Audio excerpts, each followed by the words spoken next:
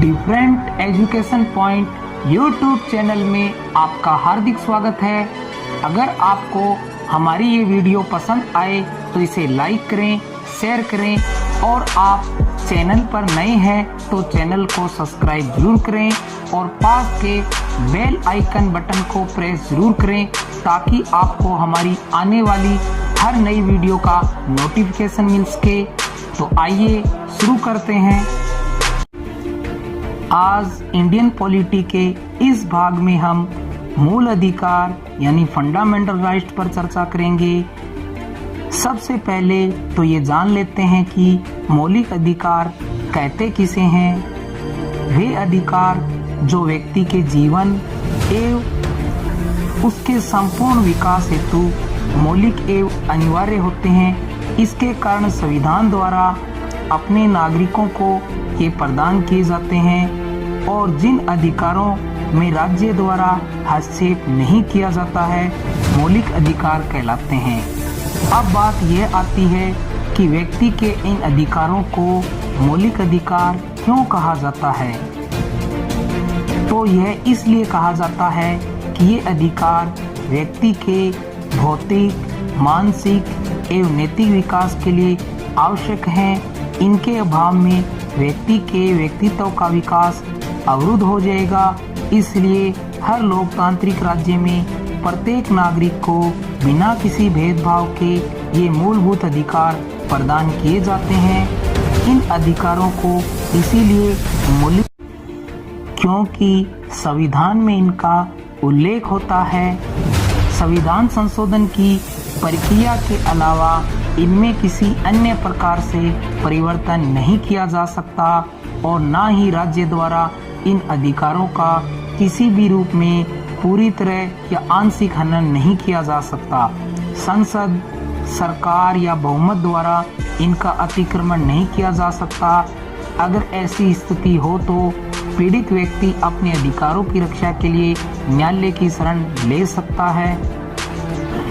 अब देखेंगे विश्व में मूल अधिकारों के विकास को। वर्ष 1215 में इंग्लैंड के मैग्ना कार्टा से मौलिक अधिकारों के विचार का सूत्रपात हुआ। बाद में फ्रांसीसी क्रांति जो 1789 में हुई थी से संविधान में मानवीय अधिकारों की घोषणा को शामिल करके व्यक्ति के जीवन के लिए आवश्यक कुछ अधिकारों को संवैधानिक मान्यता प्रदान करने की प्रक्रिया शुरू हुई। इसके बाद 1791 में अमेरिका संविधान में संशोधन करके अधिकार पत्र को शामिल किया गया। अब बात करेंगे हम भारत में मूल अधिकारों की मांग को लेकर। 1895 में बाल गंगाधर तिलक ने स्वराज विधेयक में मूल अधिकारों की मांग की। यह मूल अधिकारों की पहली मांग थी। उसके बाद 1928 में मोतीलाल नेहरू ने नेहरू रिपोर्ट में मूल अधिकारों की मांग की। यह पहली लिखित मांग थी। फिर 1931 में कांग्रेस के कराची अधिवेशन में कराची घोषणा पत्र द्वारा मांग की गई। इस अधिवेशन के अध्यक्ष सरदार पटेल थे। 1931 में ही महात्मा गांधी ने दूसरे गोलमेज सम्मेलन में मूल अधिकारों की मांग की थी। यह गोलमेज सम्मेलन लंदन में हुए थे। इसके बाद 1945 में तेज बहादुर सप्रू समिति ने जो सुझाव दिए उसी के आधार पर मूल अधिकार को दो जगह पर बांटा गया। मूल अधिकार व नीति निर्देशक तत्व। भारतीय संविधान के जानकारों में से एक हैं ग्रेनविल ऑस्टिन।